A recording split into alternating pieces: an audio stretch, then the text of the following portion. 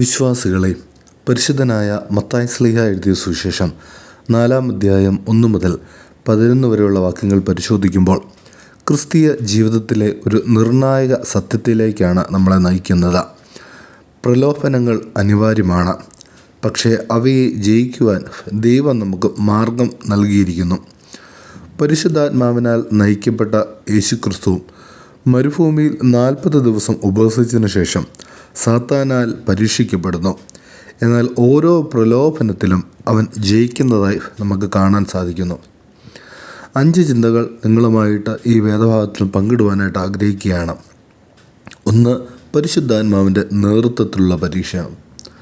യേശു ആത്മാവിനാൽ മരുഭൂമിയിലേക്ക് കൊണ്ടുപോയി എന്ന് വചനത്തിൽ പറയുന്നുണ്ട്. പ്രിയമുള്ളവരെ, നമ്മുടെ ജീവിതത്തിലും പരീക്ഷണങ്ങൾ ദൈവത്തിൻ്റെ അറിവിലും അനുമതിയിലുമാണ് നടക്കുന്നത്.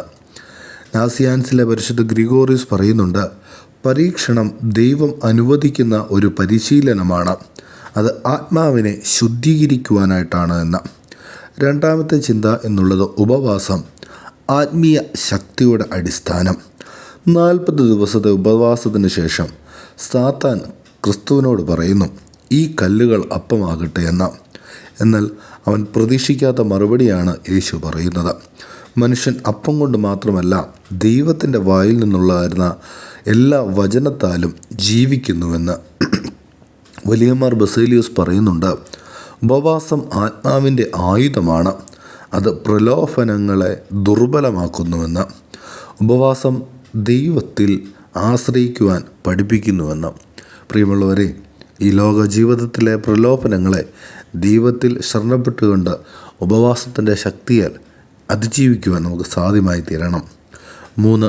ദൈവത്തെ പരീക്ഷിക്കരുത്. സാത്താൻ യേശുവിനെ ദേവാലയത്തിൻ്റെ മുകളിൽ നിർത്തി പറയുന്നുണ്ട്, താഴേക്ക് നീ ചാടുക എന്ന്. അപ്പോൾ യേശു തമ്പുരാൻ പറയുന്നു, നിൻ്റെ ദൈവമായ കർത്താവിനെ പരീക്ഷിക്കരുത് എന്ന്. ദമാസ്കോസിലെ പരിശുദ്ധനായ ജോൺ പറയുന്നത്, വിശ്വാസം അത്ഭുതങ്ങൾ നിർബന്ധിക്കുന്നതല്ല, അത് ദൈവത്തിൽ വിശ്രമിക്കുന്നതാണ് എന്ന്. ദൈവത്തെ പരീക്ഷിക്കാതെ വിശ്വാസത്തോടെ ജീവിക്കുവാൻ നമുക്കിവർക്കും സംഗതിയായി തീരണം. 4ാമത്തെ ചിന്ത എന്നുള്ളത് ലോകത്തിൻ്റെ ആകർഷണങ്ങൾ ആത്മീയ അപകടമാണ് എന്ന. സാത്താൻ ലോകരാജ്യങ്ങളെ കാണിച്ചുകൊണ്ട് പറയുന്നു, എന്നെ നമസ്കരിച്ചാൽ ഇതെല്ലാം നിനക്ക് തരാമെന്ന്. യേശു തമ്പുരാൻ വീണ്ടും മറുപടി പറയുന്നുണ്ട്, നിന്റെ ദൈവമായ കർത്താവിനെ നമസ്കരിക്കുക, അവനെ മാത്രം ആരാധിക്കുക എന്ന്. ലോകസുഖങ്ങൾ താൽക്കാലികമാണ്, ദൈവ സാന്നിധ്യമാണ് നിത്യമെന്ന പരിശുദ്ധനായ ഐസക് ദ സിറിയൻ ഇതുമായി ബന്ധപ്പെടുത്തി കൂട്ടിച്ചേർക്കുന്നുണ്ട്. പ്രിയമുള്ളവരെ, ലൗകിക ആകർഷണങ്ങൾ നമ്മെ ദൈവത്തിൽ നിന്ന് അകറ്റുന്നതാണ് എന്ന് നാം തിരിച്ചറിയുക. 5ാമത്തെ വാക്യം, ദൈവവചനം വിജയത്തിൻ്റെ ആയുധമാണ്. യേശു ഓരോ പ്രലോഭനത്തിലും വചനത്തോടുകൂടി മറുപടി നൽകുന്നുണ്ട്.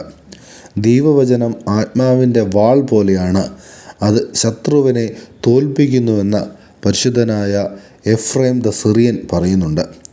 വിജ്ഞാനം, ദൈവവചനം, ജ്ഞാനം, ഇതെല്ലാം ആത്മീയ ജയം സാധ്യമല്ല. പ്രിയമുള്ളവരെ, സാത്താൻ വിട്ടുപോയി, ദൂതന്മാർ അവന് വന്ന് അവനെ ശുശ്രൂഷിച്ചു.